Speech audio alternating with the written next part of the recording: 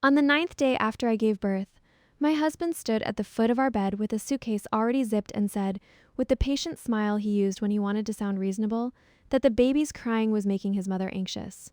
He had finally received 15 days of paternity leave, he told me, and everyone agreed that the best use of that rare break was to go somewhere quiet for a few days and clear their minds. He said it as if I should feel guilty for not thinking of it first.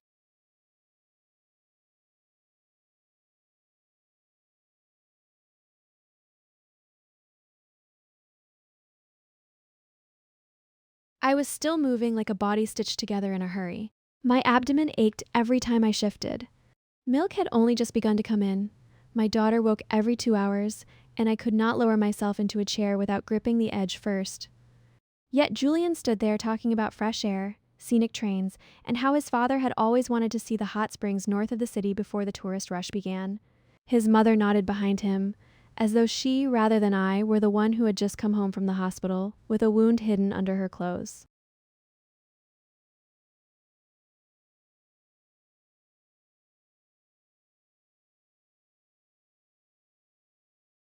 When I asked whether he was joking, he laughed in that soft, embarrassed way that had fooled me for years. He said I was too sensitive because I had not slept. He said I would be more comfortable without extra people in the apartment. He said there were noodles in the pantry, eggs in the refrigerator, and enough diapers for several days if I did not waste them by changing the baby too often. Then, as if he were being especially generous, he transferred $300 into my account and told me not to hesitate to buy anything I needed as long as it was reasonable.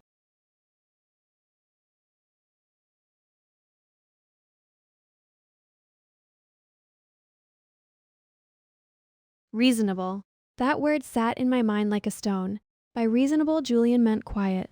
By reasonable, his mother meant grateful. By reasonable, his whole family meant small enough to fit inside the space they had already assigned me. The wife who had arrived with a well-furnished townhouse, a stable salary, and parents too polite to fight in public. The wife who had, in their minds, already completed the difficult part by giving birth. The rest, apparently, was just attitude.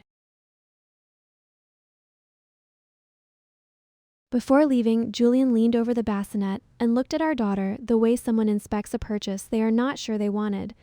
She really has a strong voice, he said, when she stirred and let out one thin cry. His mother, Maureen, clicked her tongue and muttered that babies who cried too much exhausted the household's luck. Not one of them picked her up. Not one of them asked whether I had eaten breakfast, whether my pain medication was running low, or whether I could stand long enough to make myself tea.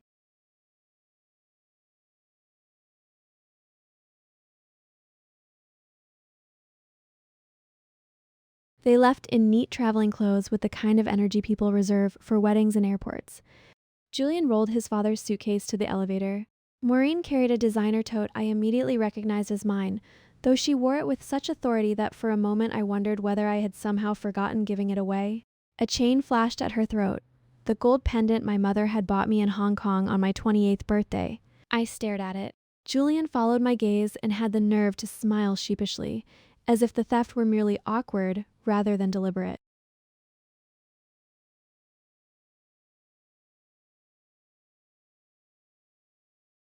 He saw my face and lowered his voice. "Don't start now," he whispered. "They're in a good mood. We will talk when I'm back." Then he added louder, "Take care of yourself, and please do not keep calling. I do not want Mom and Dad worrying the whole trip." The door shut behind them. The apartment fell silent except for the small snuffling breaths of my daughter and the distant metallic hum of the elevator carrying them away. I sat on the sofa and watched the light move across the floorboards I had chosen myself. The apartment faced south and east. In the morning, the kitchen filled with clean gold, and in the evening, the nursery walls turned the color of warm milk. My parents had bought the place for me after university because they knew how hard it was to start life in the city. They had said if I ever married, at least I would never have to beg a landlord for mercy. At the time, I had laughed and called them dramatic. Sitting there with stitches pulling under my robe, I realized they had only loved me accurately.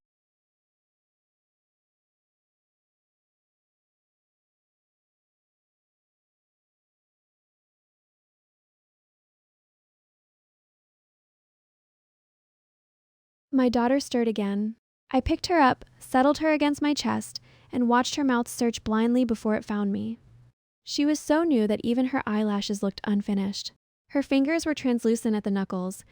It made me furious, suddenly and completely, that a child this small had already been ranked, assessed, and found lacking by people who had not yet earned the right to hold her. My rage was cleaner than my grief. Grief made me weak. Rage sat my spine straight.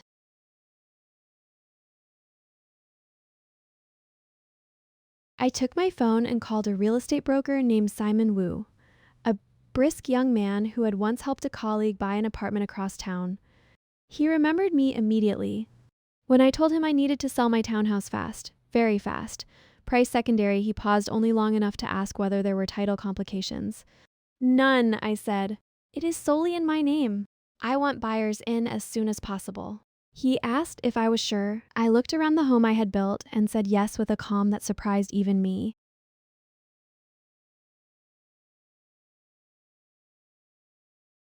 That calm had not always belonged to me. When I first met Julian, I was 23 and still carrying the limp that childhood polio had left in my left leg. It was mild now, barely noticeable unless I was tired or the weather changed, but it had marked me long before that in my own mind. Julian was tall, broad-shouldered, the captain of the university football team, one of those men who moved through rooms as though good things happened naturally around them. During a department dinner, a drunk driver jumped the curb outside a comic shop where I had stopped to look at a new release. Julian pulled me back so hard that we both hit the ground.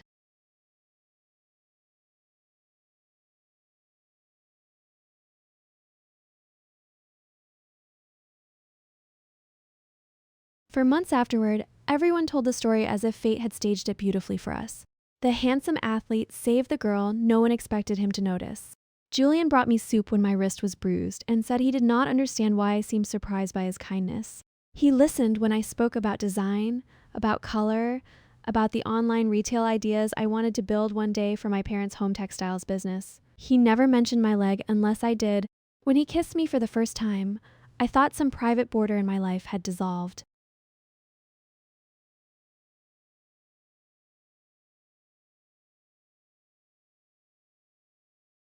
Maybe that was why I ignored what should have frightened me. I ignored the way Maureen asked, during our engagement dinner, whether my parents planned to settle their property before or after the wedding, as if she were discussing weather. I ignored the way Julian's younger brother spent the entire meal calling my parents' factory our future backup plan. I ignored the way Julian asked detailed questions about our household revenue, but grew vague whenever I asked about his savings. Love did not blind me exactly. It taught me which details to call temporary.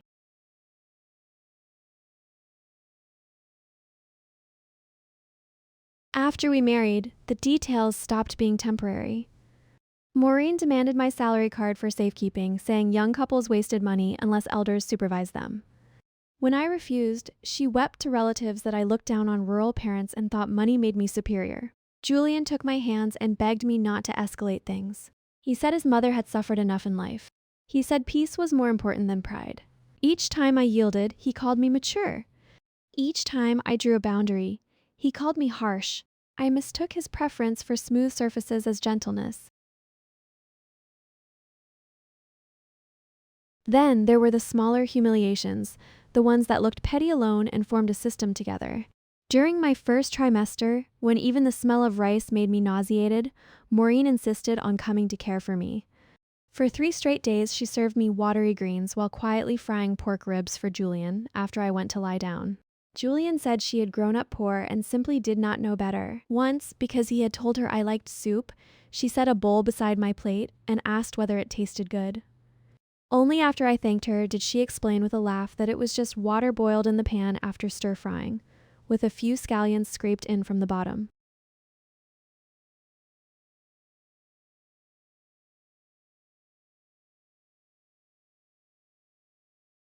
I should have left then. I know that now. But pregnancies are made of negotiations you cannot see from the outside. Mine was full of dizzy mornings, canceled meetings, and the private terror that I might not be strong enough to become someone's mother. Julian, when it suited him, could still put his forehead against mine and speak in that low, intimate voice that made everything outside us feel temporarily unreal. He promised he would never let his family overstep again.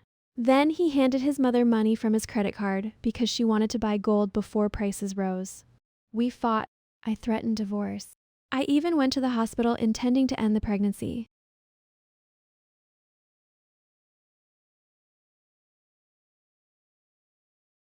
Then I saw the grainy blur on the ultrasound and could not do it.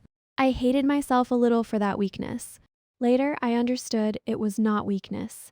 It was the first fierce loyalty I felt toward the child who would eventually sleep against my heartbeat. Julian knew how close he had come to losing both of us. He cried. He knelt. He promised to change. For a while, he behaved well enough that I let hope return in cautious pieces.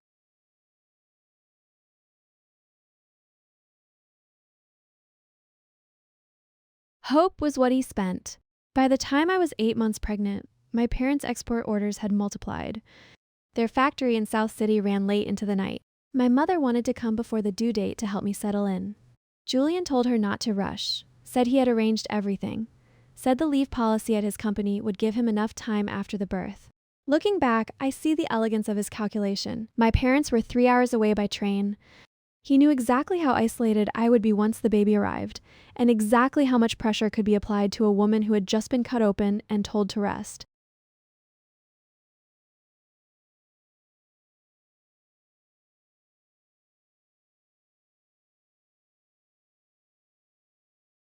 He also knew, apparently, that if you starve a woman of support, she becomes easier to instruct. What he had not guessed was that deprivation can harden into clarity. While my daughter slept on the second afternoon after he left, Simon came to photograph the apartment. He moved quickly and professionally, careful not to comment on my robe, my exhaustion, or the bassinet beside the window. The first viewers came the next morning. A retired teacher and her husband, both practical, kind-eyed people who walked through the rooms with the reverence of those who knew exactly what years of saving felt like.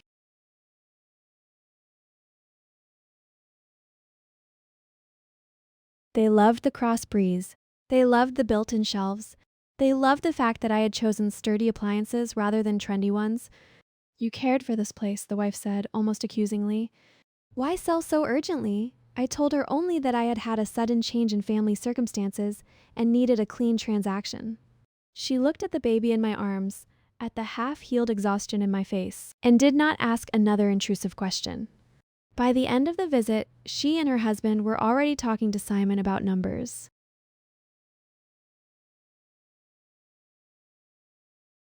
I lowered the price further than the market required. I knew exactly what I was giving away, not just square footage, but years of choosing curtains, researching light fixtures, arranging a life that I had once believed would expand rather than collapse. Yet the instant the sale was finalized and the money transferred, the apartment stopped being a battlefield in my head. It became what it had always legally been, an asset I could move, transform, and use to save myself. That realization gave me more oxygen than any apology could have.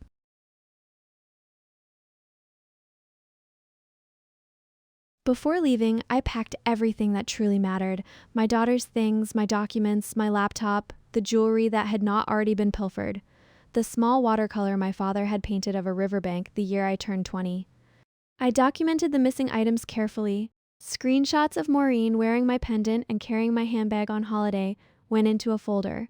So did photos from the nursery, unvices, title records, medical bills, and the video Julian had sent asking for a picture of a child he had not bothered to kiss goodbye. Evidence does not erase pain, but it gives pain a shape. I checked into the best postpartum recovery center in the city. That decision alone felt like rebellion. My room had real light, not the dim yellow of sacrifice. There were nurses who asked about bleeding, stitches, milk production, and sleep without sounding annoyed by any answer. There were meals prepared by dietitians, bowls of sesame chicken soup fragrant with ginger, steamed fish with herbs, soft rice porridge that did not taste like punishment. Every morning, someone took my daughter for an hour so I could shower without listening for her cry with my whole body. I had not realized how close to collapse I had been until rest began to stitch me back together.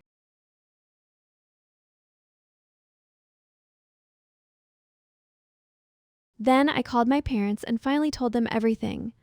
My mother arrived that same afternoon with my father behind her, both still in the clothes they must have thrown on after dropping work midstream. The moment she saw me, she stopped pretending to be steady and cried into my shoulder.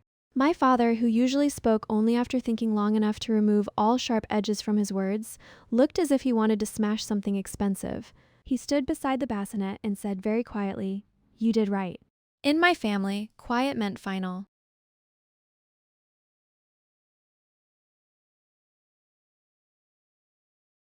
My mother tucked red envelopes into the pocket of my daughter's blanket and called them meeting gifts from her grandparents. I almost laughed from the bitterness of the contrast. Julian's family had not bought the baby so much as a pair of socks. They had, however, found time to raid my drawer for accessories before their holiday. When I told my parents that part, my mother stopped crying and became frighteningly calm. "Good," she said. Then we know exactly who they are. My father booked a room at the hotel nearby so they could stay close without crowding my recovery suite. Their presence changed the air around me. Shame cannot survive very well in a room where you are loved correctly.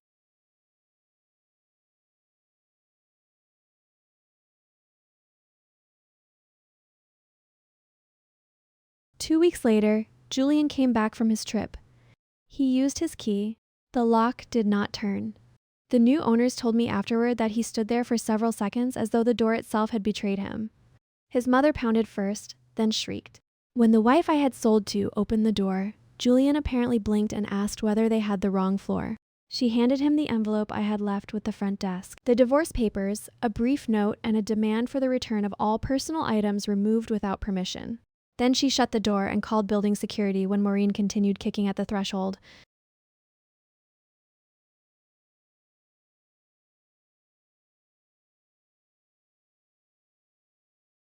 Julian rang me that evening from his parents' car, panic hidden beneath anger.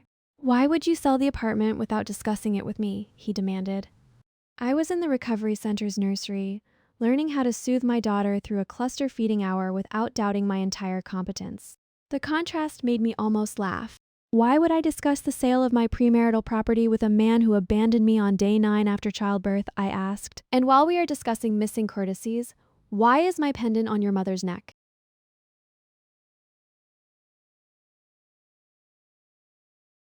He switched tactics fast, softening his voice until it oozed.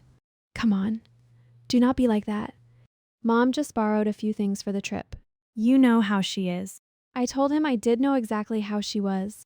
Then he made the mistake that finally burned away whatever tenderness still lingered between us. He said, with a sigh meant to sound wounded, that confinement was not real hardship, that I had only been resting at home, that he had been going crazy listening to the baby cry, and that surely I could understand why he needed a break after working so hard. "You are being selfish," he said. "Everything is always about your feelings."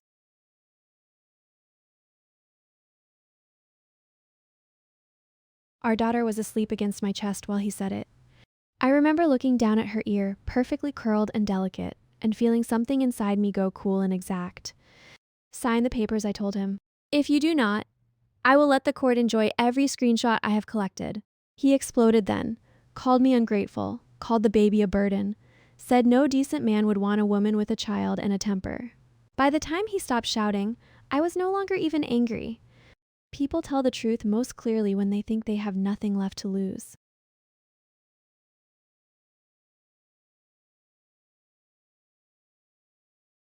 Maureen tried next.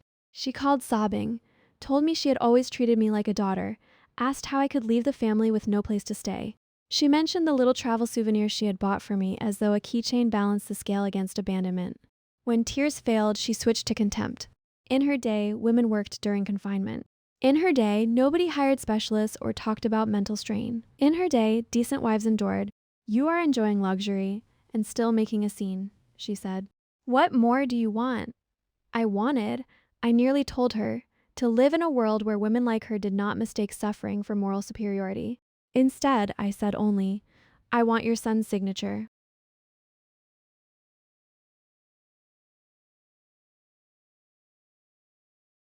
At first, Julian believed, absurdly, that time would corner me into returning. He still had, after all, a good job at Latham Holdings, the national home goods company he was so proud to name at parties. He believed his upward path there proved that he was valuable enough to be forgiven. What he never knew was how much of that path had been leveled by me. After graduation, he had failed twice to get a callback from Latham's competitive intake program. He wanted it badly enough to become moody about everyone else's success. I finally asked my father to speak to his old friend Mr. Latham, who had built the company from a regional warehouse into an empire. My father disliked mixing business and family, but I insisted. Julian got one special interview. He performed well. He was hired.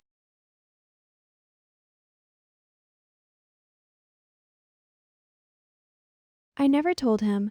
I let him keep his pride because I thought love meant protecting the parts of another person that frightened them. The same thing happened with the extended leave he received when our daughter was born. My father had sent a photo of the baby to Mr. Latham, who happened to be from our hometown and still checked in on my parents from time to time. Mr. Latham told Human Resources to approve Julian's request immediately and extend it if needed. Julian assumed it all reflected his importance in the company. Watching a man mistake mercy for merit is one of the saddest forms of education.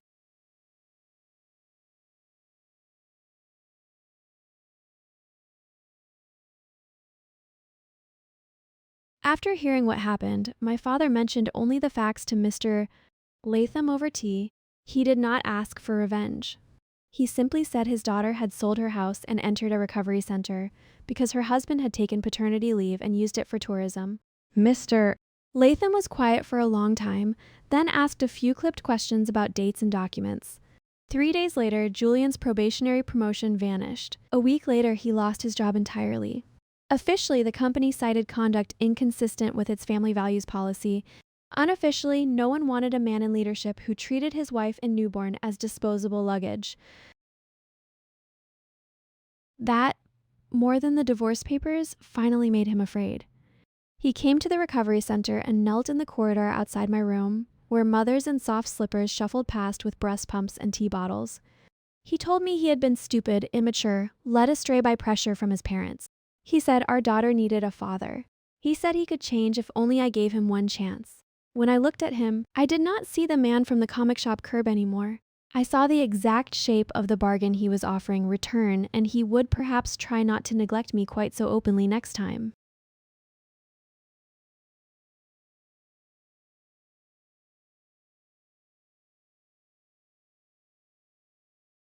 Maureen arrived minutes later and ruined even that performance.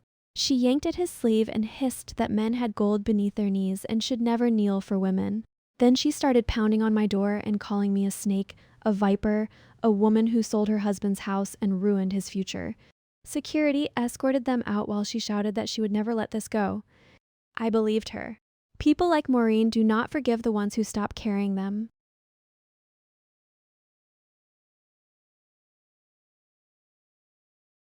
The next piece of news reached me through a younger cousin from Julian's side who had always been too observant for that family's comfort. Julian's eldest uncle had convinced several relatives to invest in a guaranteed logistics venture promising 30% annual returns. Maureen, greedy for recovery, put in $500,000 every private saving she had, and much of Julian's, including money he had quietly transferred to her over our marriage.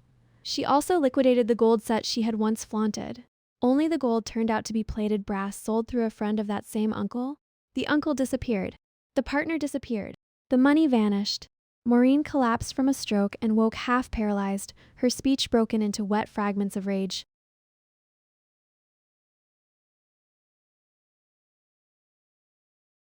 When my cousin told me, I sat for a long time with my daughter asleep across my lap and felt nothing that resembled triumph. Not because Maureen had not earned her consequences. She had, but catastrophe is still ugly even when it arrives at the right address.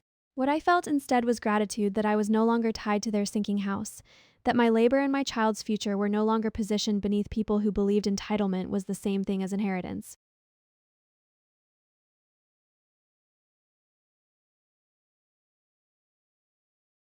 Julian came again after that. He looked thinner, the expensive watch gone from his wrist, the arrogance worn down to raw need. "Let us start over," he said. "We do not have to be perfect. We just have to be a family." He said it like a man offering a gift rather than asking for rescue. I told him the truth at last, that what I hated most was not his weakness but his calculations. Every year of our marriage had contained a quiet ledger in his mind. My income, my parents' factory, my apartment, my patience, my body after childbirth. He had not stood beside me as a husband. He had stood near me like an investor waiting for his return.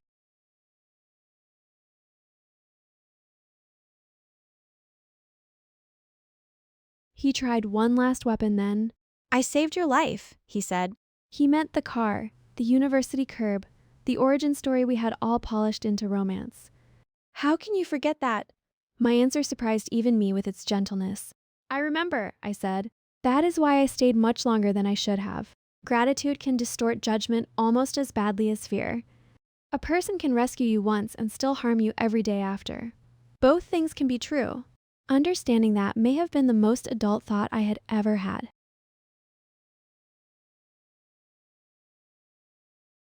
Before the dismissal became official, Julian's mother had already started celebrating a promotion that existed mostly in rumor. She bragged in the family group chat that her son was about to become regional operations director before 32, that men with real ability were never held back, and that some women were too foolish to recognize a husband's worth until another woman took him. One aunt sent voice notes advising me to stop acting spoiled and think about my daughter's future. A cousin, younger and less practiced in hypocrisy, replied in the chat. If his future depends on leaving his wife alone after childbirth, then maybe the future deserves to fail. The chat went silent for 3 minutes, which in that family counted as outrage.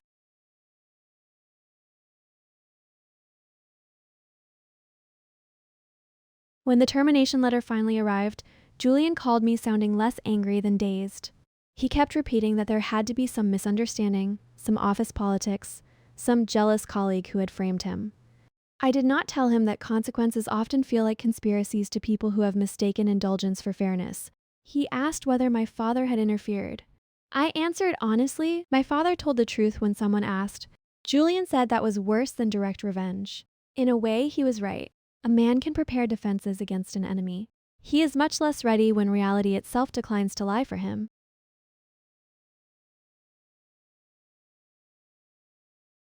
He still had enough vanity to perform for his relatives. For 2 days, he implied online that he had resigned voluntarily because the company no longer matched his vision. Then someone who worked in compliance leaked the policy memo about misconduct, and his story collapsed. By evening, the same relatives who had praised his glorious prospects were privately asking whether he had maybe exaggerated his closeness with senior management all these years. Reputation does not leave all at once. It peels away in strips, and each strip takes a different witness with it.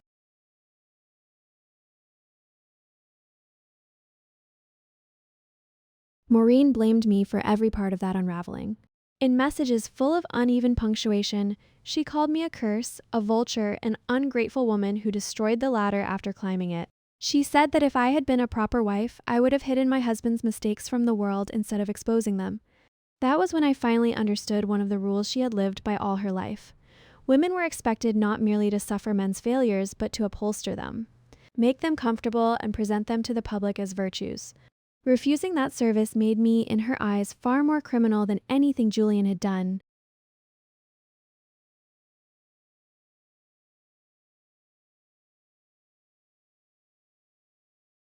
One evening, she came to the recovery center alone, without makeup or strategy, and sat in the lobby until the staff told me she would not leave without seeing me.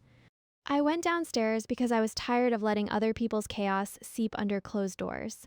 She looked older, shrunken somehow, and for one dangerous second pity moved in me. Then she began speaking. Not apologizing. Bargaining. If I withdrew the divorce, she said she would publicly acknowledge my efforts and tell the family not to criticize me. She would even allow my parents to keep running their own business without interference. The language was so absurdly imperial that my pity evaporated. You keep talking, I told her, as though anything in my life has ever belonged to you. She slapped the armrest but had no answer. After her investment scheme collapsed, the surviving relatives split into camps. Some said Maureen had been greedy and deserved the lesson. Others said misfortune proved I had brought bad luck into the family from the beginning. It amused me more than it hurt. People who cannot bear to blame the guilty will always draft mythology around an independent woman. Witch, omen, Ice Queen. Too proud. Too rich. Too educated. Too plain to be kind. Too damaged to be grateful. They rename power whenever they fail to control it. Julian's younger brother, who had once joked openly about inheriting my parents' business through marriage, stopped contacting Julian altogether after the money disappeared. That betrayal wounded him more visibly than the divorce had. For weeks, he sent his brother long messages about blood ties and loyalty, each one more desperate than the last, and received only short replies asking when he planned to reimburse shared expenses from university. I learned this not because I was prying, but because Julian himself showed me the screenshots during one of his final pleading visits, as if proving that his own family had failed him should obligate me to become family again. It was almost impressive, the reflex with which he treated any woman within reach as a possible place to land.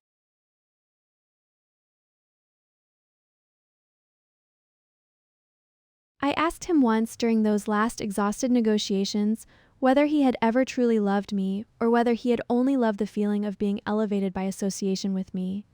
He stared at the floor so long I nearly thought he would answer honestly. Instead, he said, "I loved how peaceful things were at the beginning." Peaceful. By that he meant convenient. By that he meant the years before I learned to identify extraction as a household rhythm. His answer hurt less than I expected, perhaps because by then it only confirmed what my body had already understood before my mind could name it.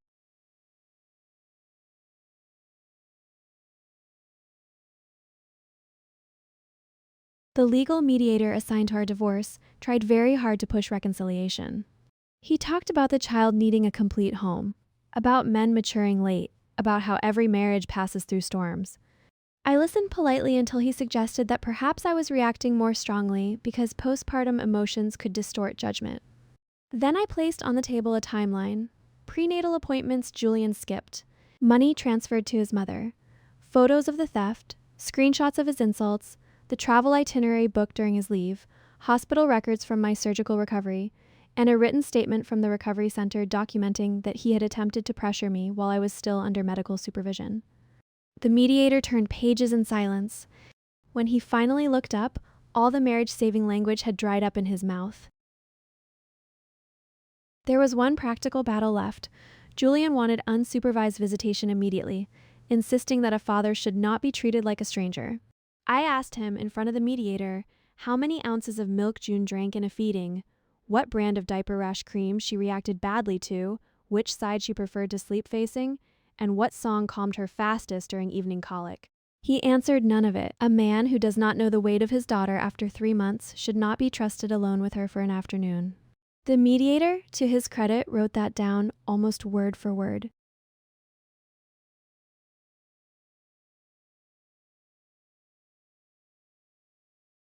For a while after the divorce, Julian tried to reinvent himself as a tragic romantic.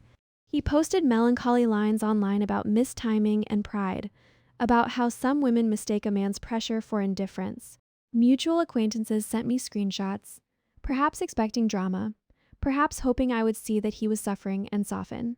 Instead, I kept a folder titled "Why Leaving Was Correct" and dropped every post into it. On difficult nights, when fatigue and memory conspired to make the past look sentimental, I opened that folder and refreshed my intelligence. Healing did not happen in a straight line. There were mornings when I woke already angry, and afternoons when a simple image of father holding a stroller correctly, a husband carrying his wife's water bottle at a clinic, could trigger a grief disproportionate to the moment. I mourned not Julian himself by then, but the marriage I had once imagined into him. I mourned the version of me who thought competence and devotion could train selfishness into love. Some losses need to be named accurately before they stop haunting the wrong room.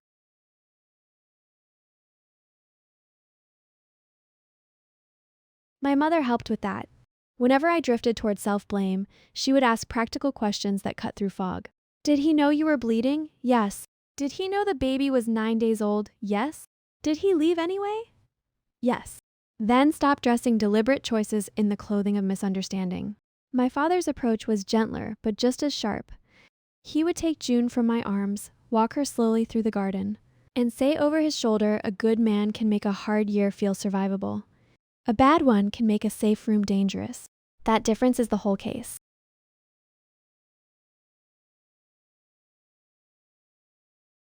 As the online side of our company grew, I hired more women returning from caregiving gaps, mothers who had been told their skills were rusty, widows whose confidence had been eroded by relatives managing their money for them, daughters who needed flexible hours because an elder at home depended on them. None of us were charitable mascots. We were talented people whose work had often been discounted because someone assumed domestic strain reduced professional value. Building that team healed something in me that revenge never could. I was no longer merely escaping one bad structure. I was helping construct a better one.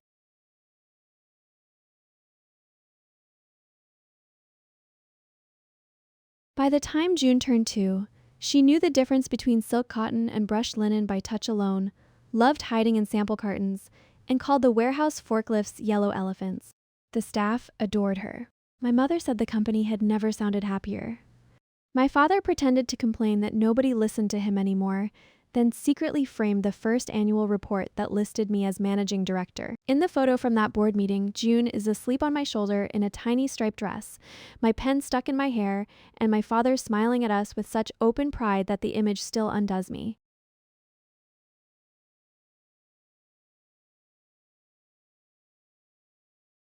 Julian appeared only once more in a way that mattered. June was nearly 3. He had heard, through whichever channels disappointed men used to monitor women who continued living, that our business had expanded into Southeast Asia. He arrived with a toy kitchen set too large to be spontaneous and asked whether we could reset the atmosphere for the child's sake. I listened from the doorway while June hid behind my leg, studying his face as if he were a character from a story she had forgotten halfway through. He began talking about second chances. I asked June whether she wanted to say hello to the man at the door. She considered carefully, then shook her head and whispered, "No, thank you. I have rarely seen a truth land so cleanly."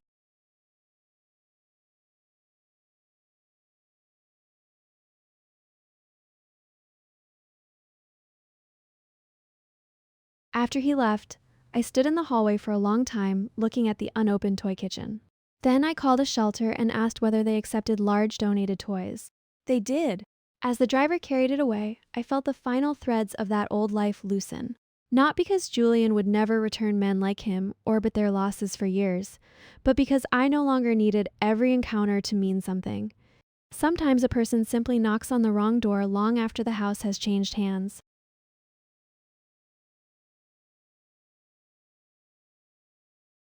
Our divorce moved faster than everyone expected.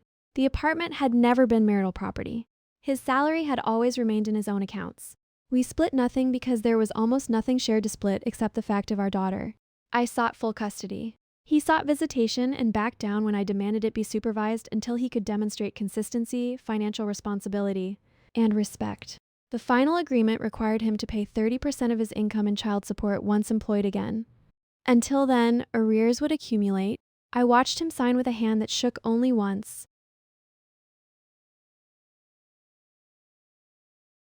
When I took my daughter back to South City, the air felt different, not because the place had changed, but because I had.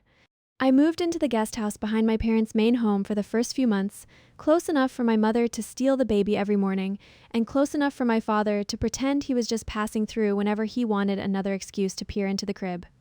My mother kept trying to fatten me with soup. My father, who had once worried that I let other people define the terms of my kindness, began leaving business reports on the breakfast table for me to happen upon.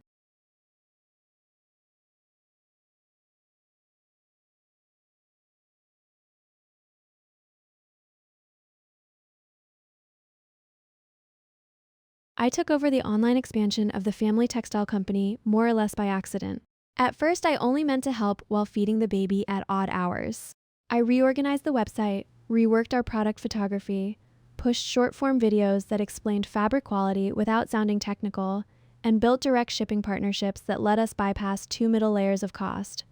What had been a respected regional business grew into a national one within 18 months. My parents joked that my daughter had arrived carrying luck in both fists. I said she had arrived carrying a deadline. Once you become responsible for someone's entire world, your excuses lose a lot of glamour.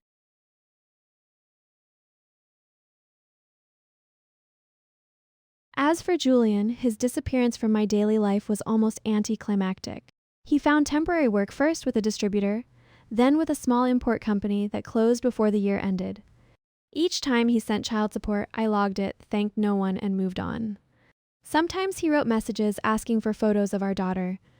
I sent carefully chosen ones on holidays and birthdays, never anything intimate enough to let him feel included in the texture of her life. Inclusion is earned through presence, not biology. Eventually, even his messages grew sparse.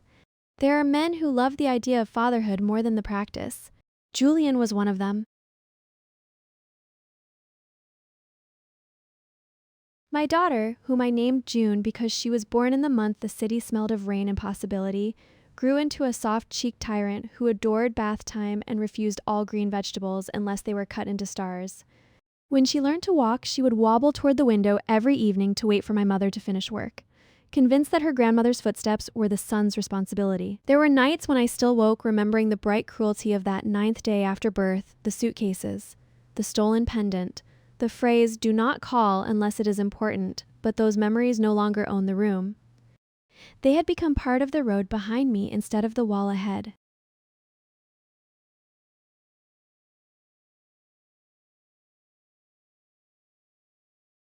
Years later, when June was old enough to ask why her father did not live with us, I did not tell her he was evil. Evil is too simple and, in some ways, too forgiving. I told her he was selfish when I needed kindness and cowardly when I needed courage, and that those things can break a family even when no one raises a hand. I told her love without responsibility is only appetite dressed in softer clothing. Most of all, I told her that leaving is not the opposite of loyalty.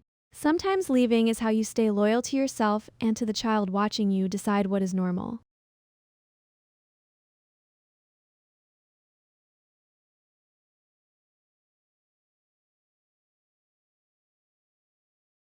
On the anniversary of the day I sold the sunlit townhouse, I drove past the old street with June asleep in her car seat. I did not stop. Through the window, I caught a glimpse of the new family's curtains yellow this time, instead of the pale linen I had chosen. A bicycle leaned against the balcony rail. Plants crowded the sill of the kitchen. The place looked lived in, full in a way that had nothing to do with ownership papers and everything to do with peace. I surprised myself by smiling. The house had not been destroyed when I left it. It had simply become someone else's shelter, which is more than I can say for the marriage I walked out of.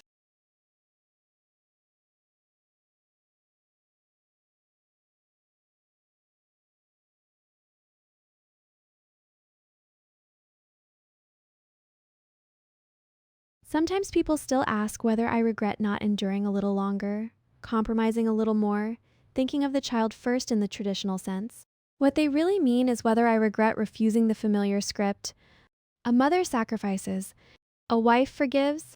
A good woman does not set fire to the table even when everyone else is calmly carving pieces off her plate.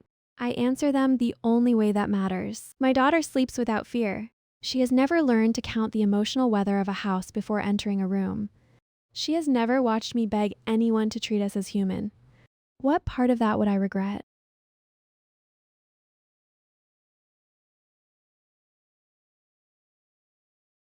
If there is a moral to my story, it is not that women must become cold to survive.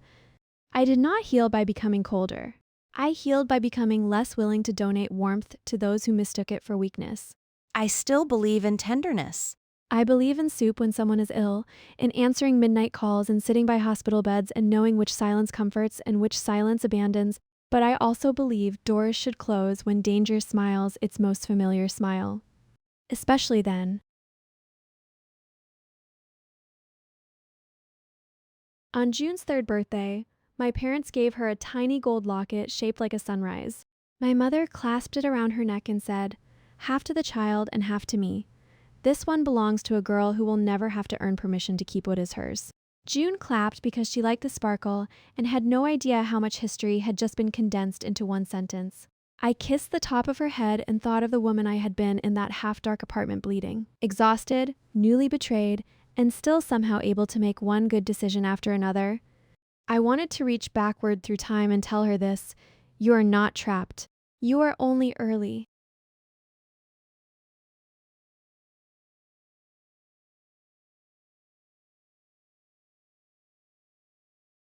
So yes, I flipped the table. I sold the Bright House. I signed the papers. I raised the child they dismissed. I took the business they coveted and built it until my own name meant something independent of father or husband. And in the end, the strangest thing was this: once the noise of their greed faded, what remained of me was not ruin, but room. Room to breathe. Room to choose. Room to become the kind of mother whose daughter would never mistake endurance for destiny. Now, when June falls asleep against my shoulder and the house settles into evening around us, I sometimes rest my hand over the soft rise of her back and listen to the quiet. It is not the quiet Julian wanted, the kind that exists because a woman has been made smaller and a baby has learned not to cry. It is the quiet that comes after safety has been built, honestly. The quiet of locks I control, money I understand, work I respect, and love that does not ask me to disappear in order to deserve it. That quiet is mine. I made it, and no one will ever travel away from me with it again.